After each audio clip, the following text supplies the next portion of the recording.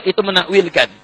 Jadi kalau antum ingin menafsirkan, jangan tafsirkan seenak antum. Dibawa pada pemahaman yang beda dengan makhluk. Sebetulnya, inti pembahasannya, pemikirannya sama. Apa di antara kesamaannya?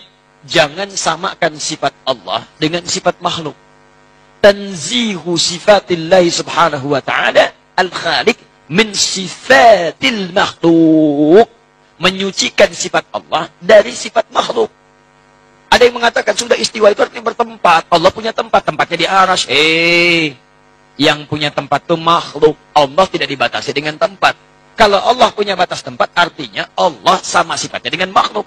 Ya, artinya mujassam itu menempat.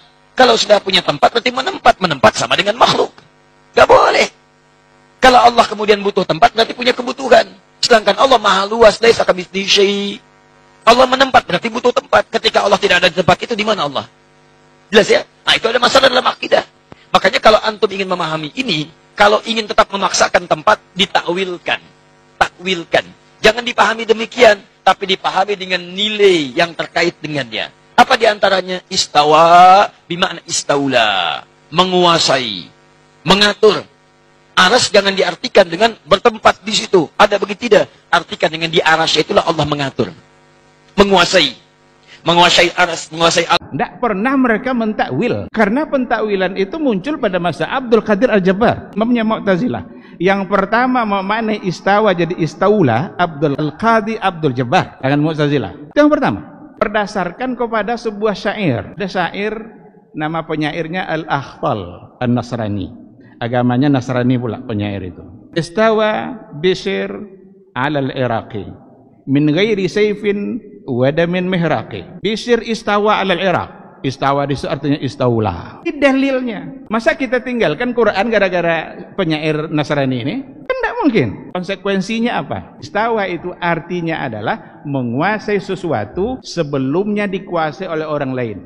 Lalu direbut, maka dia berkuasa setelah itu. Itu mana istawa dalam syair tadi. Dan itu betul untuk syair itu. Karena Bishr sebelumnya dia tidak menguasai Irak pada masa Abbasiyah. Sebelumnya dikuasai oleh raja yang lain. Direbutlah oleh Bishr. Dan dia menang. Tanpa pedang, tanpa petumpahan darah. Wajar dikatakan istaula. Kalau dibawa makna itu kepada aras, apakah ada sebelumnya yang menguasai aras selain Allah lalu Allah rebut? Tidak. Allah menguasai aras dari awal penciptaannya, Allah sudah menguasai. Dan yang kedua, kalau memang istawa diartikan istaula, yang dikuasai oleh Allah bukan hanya aras. Allah menguasai laut, Allah menguasai gunung-gunung, Allah menguasai langit dan segala macamnya. Sekarang boleh tidak kita gunakan kata istawa, artikan istaula nanti untuk gunung. Bama? Allah istawa alal jabal, artikan istawa itu istaula. Boleh? Tidak.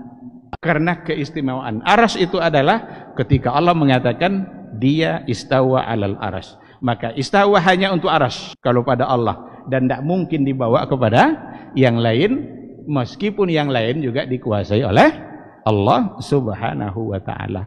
Oleh karena itu jangan dikatakan mana larangannya. Mereka tidak pernah mentakwil istawa menjadi istaula. Cari saja. Kalau ada, baru ini Imam Syafi'i mentakwilnya. Bawa sini. Benarkah dia mentakwil? Mana sumbernya? Sahihkah datang dari dia? Karena banyak hal-hal yang dinisbatkan kepada para imam tapi tidak benar.